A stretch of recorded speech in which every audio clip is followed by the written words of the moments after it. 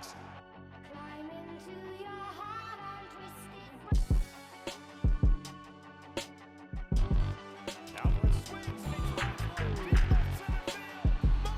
All right, good morning, Mets family. How are we doing? Today is Monday, September 16th, 2024, and the Mets just finished a weekend series against the Philadelphia Phillies. And right now, if you take a look at the wild card standing, things are still tight. It's still getting spicy in the wild card. So, let's get into the highlights. Game 1, top of the 5th, no score, and Francisco Alvarez, excuse me, sir, a 3-run placata off of the foul pole puts the Mets up 3-0 in the 5th. More action in the 5th. Brandon Nimmo adding his own 3-run home run to this one. Mets will win this game in a laugher. Game 2, Pete Alonso up 1-0, and the ball will get tossed away. 1 run will score, and Pete Alonso is safe at first. Sterling Marte, runners at the corners, and he drives it past the second baseman. It'll go all the way to the wall. Nimmo will score. Alonso will score all the way from first. And the Mets will get a 4-0 lead early. But Bryce Harper, ring the bell. Solo shot in the 4th, and he's coming back for more. Don't you worry. Bottom 6, 2 out, 1 on. 4-3 game. Philly not done. Bryce Harper hits his 39th home run against the Mets. Later on in the game, Stevenson has the tying and go-ahead runs on base, and he's going to hit it corners, and both runs will score, gives Philly the lead, and they will win Game 2. He will go on and rob JD Martinez of a tying home run. Philly will win Game 2. Rubber match between the Mets and Phillies will go scoreless into the 8th inning. Tyrone Taylor taking over for the injured Starling Marte, who got hit on the forearm with a pitch, hits a solo bomb to give the Mets a 1-0 lead in the 8th, getting late for the Phillies. Taylor hype, bench hype. He will give the Mets the lead in this game. Both pitchers were throwing gems. Bottom half of the inning, Weston Wilson will go shopping at the gap with a double, and that'll put the Phillies in business in the bottom of the 8th. Then Buddy Kennedy. I have a friend. You have a friend. He brings his friend in to tie the game at 1 apiece for the Phillies, giving them a chance to walk it off. Bottom 9th, Edwin Diaz up, and then Nick Castellanos. You know what he's about to do. He's going to go to the gap. Shopping. Phillies feeling frisky with the money. And then JT, the real deal Muto, again shopping at the gap for the Friends. Phillies will walk it off and take the series against the Mets.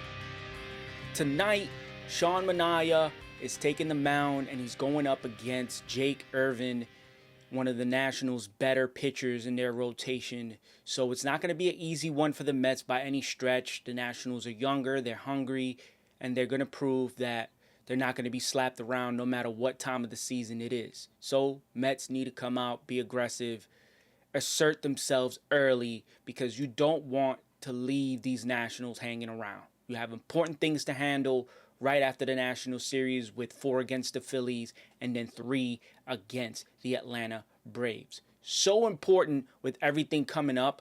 So we're going to talk a little bit more about this weekend series, right? And again, like I said, the Mets are in the middle of a tough stretch. 10 games, 7 against the Phillies. And they started it off well, right? 11-3 on Friday's game, which was awesome. But then the bullpen just let us down.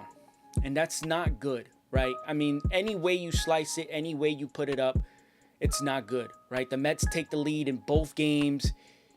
And then Edwin Diaz once again finds himself in a tough spot, right? He started the inning this time, but he finds himself in a tough spot. And even though it wasn't a blown save, gave up a walk-off in a game that the Mets absolutely needed. Right now, every single game is so important because you want to make the postseason. That's the goal, is to make the playoffs, right? You cannot sit here and worry about who's playing who and who's playing what, right? Regardless of how we look at it, right? The Braves are playing the Dodgers.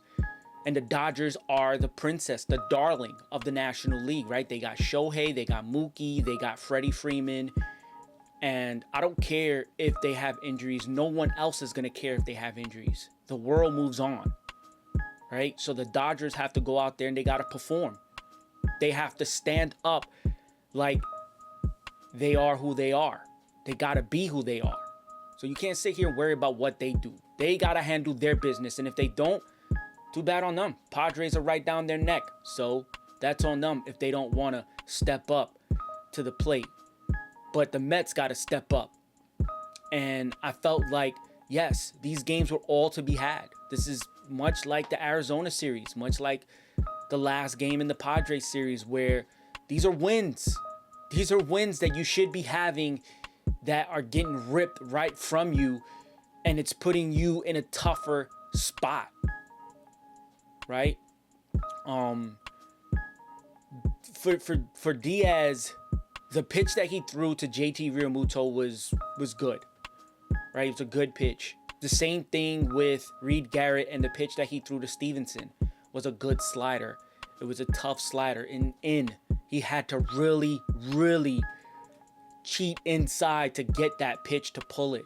And he did. And he stepped up to the plate. And then he did it again when he robbed J.D. Martinez of that game-tying home run.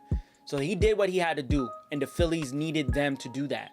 Because no matter how you look at it again, the Phillies, yes, they are comfortable, but at the same time, after the Mets win on Friday, they were 7 games out with 15 to play.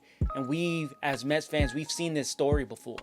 So, yeah, if the Phillies lose those 2 games and they're sitting, 4 out with a 4-game set looming, that's not good. That's not comfortable. Not for Philly. That's not comfortable. That's not where they want to see themselves. So, they were going to bring it. The decision to throw Bryce Harper, the sweeper from Luis Severino, I don't blame him, even though that's just not how you face Bryce Harper, right? It just goes into his wheelhouse, right? With this uppercut swing. It just goes right into where he likes it. And that's exactly what happened, right? The other one was, I believe, I don't know if it was a fastball away or if it was just another breaking pitch that didn't break. But he took that one the other way.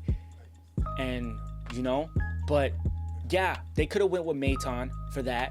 But you got to trust what Carlos Mendoza trusts, and he trusts Luis Severino. So if that's what he went with, that's his trust, that's his belief, then you go with that, right?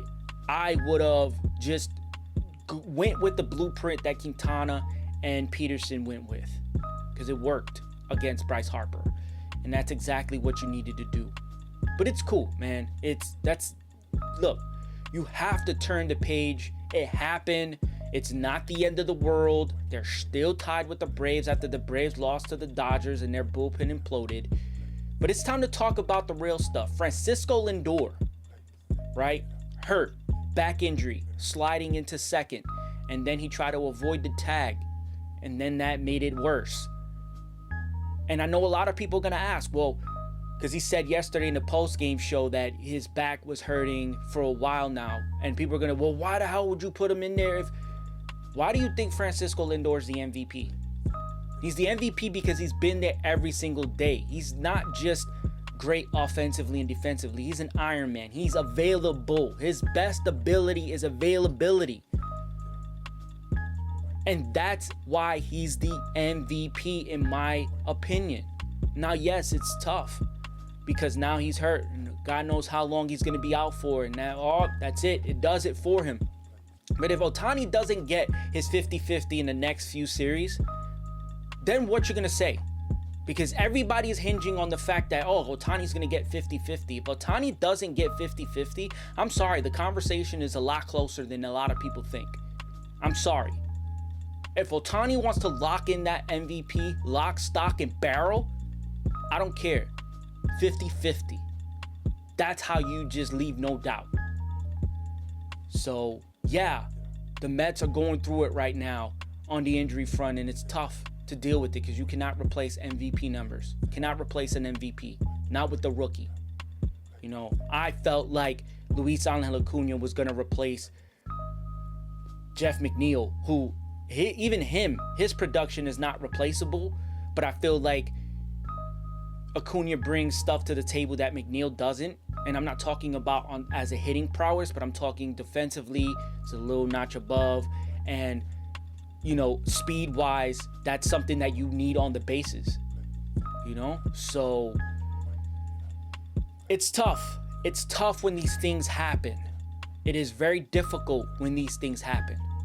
But let's not forget, the Phillies needed to win this series. They needed to win that series, and they had to get it. Because if they didn't, then it would have been tough for them. But the Mets are going to go out there. They're going to play the Nationals. They're going to win against the Nationals. Let's see what happens tonight. You already know the vibes. Let's go Mets.